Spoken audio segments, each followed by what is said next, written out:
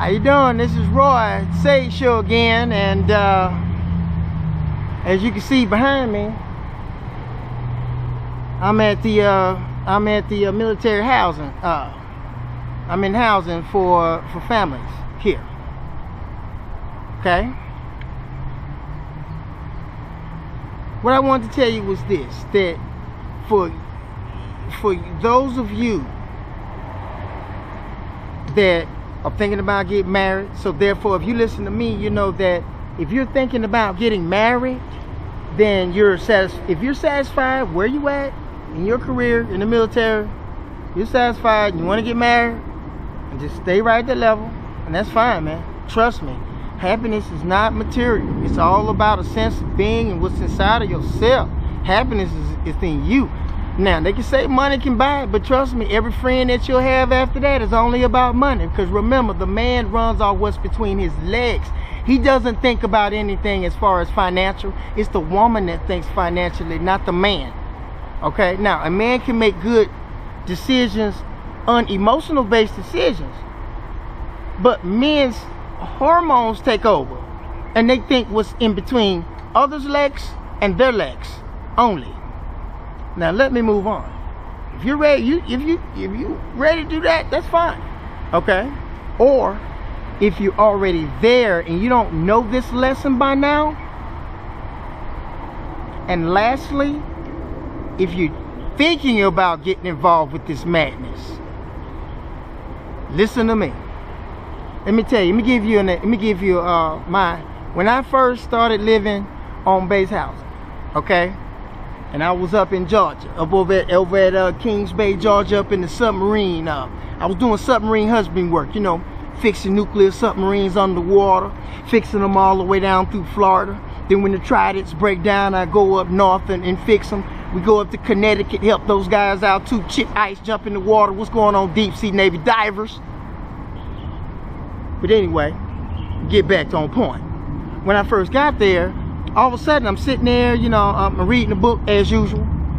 There's a knock at the door, you know. Hey, I said, yes, what's going on? There's somebody at the door. And I'm like, and they're covered in blood. And I'm like, what? So I get up and it's this guy sitting down there bleeding out. And he's got these nicks in him, these cuts. They've been cut up. Thank goodness he wasn't any vital areas. He was closed though.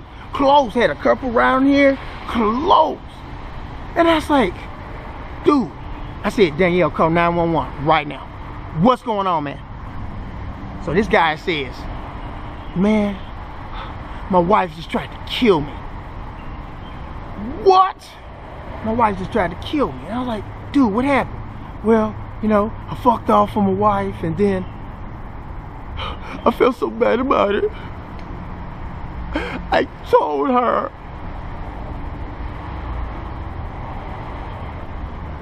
First of all, he deserved everything he get. Alright, for her to sit around right on top of him. She waited for his dumb ass to go to sleep. Okay? And he said everything was perfect. She found out, he had the conversation with her and everything. She sat around there and she said, she fixed him food and put the kids to sleep and everything. Everything was all good. She started cleaning up. He was, oh baby, I'm so glad we worked this out. And he went up to bed, he went upstairs and went to sleep. Do you know? She waited for that sucker to go to sleep. And she stood over that sucker. Oh, he looked so cute. I remember when I married him. Isn't he so nice looking?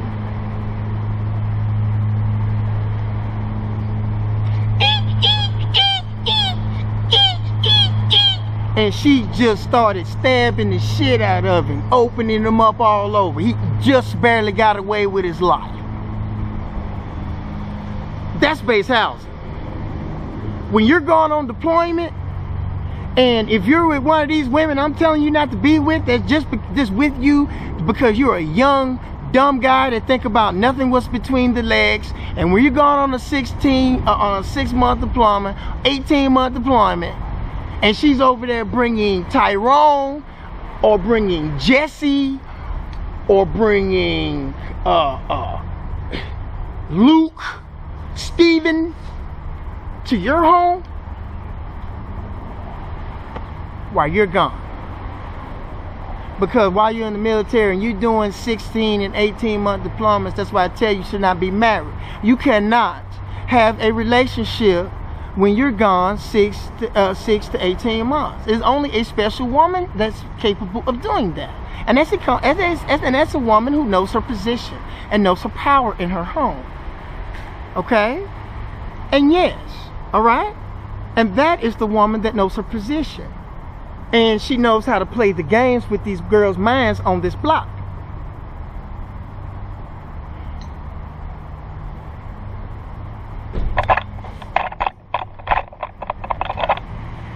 See that right there?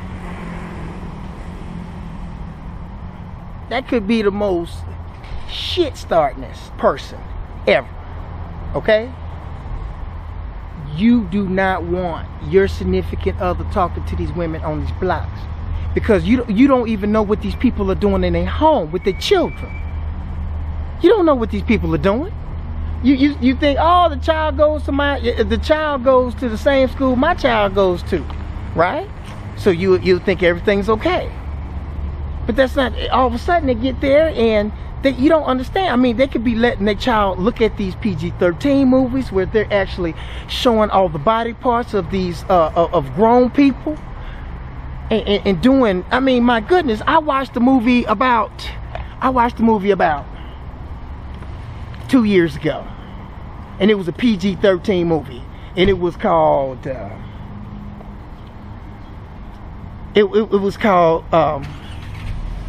it had Natalie Portman in it, and it was called the Princess and the something. Okay, it was a PG-13 movie.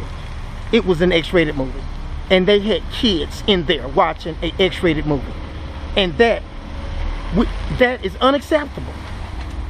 That is unacceptable. But these children, these parents are letting their children watch anything up in these homes. They're on the computer watching anything. And when your kids are over there, and if your kids are not watching that type of stuff, or they're too young to see that stuff, it could distort the mind. And if it could mess your child up for life. I was unsuccessful. I was unsuccessful in getting that done.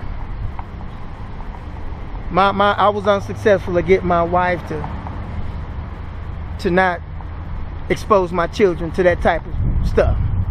You know, I was so heartbroken, you know, the first time I found out that my child was exposed in a good neighborhood to bullshit, you know.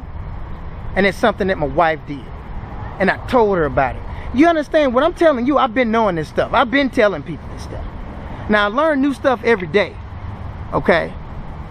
But to sit around there and have the stuff that my child was exposed to, I wouldn't wish that on nobody, you know? So ladies, know where your kids at. Don't let your kids be over at these people's home, you know?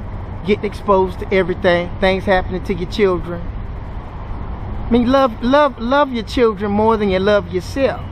If you were in an environment that wasn't a good environment, I mean, it doesn't necessarily mean that your child has to go through the same thing. And if you put your child in in a situation where you're not knowing where your child is or where your child's going, you're setting yourself up for failure. And you're setting yourself up for a lifetime of misery. No one ever loves your home more than you.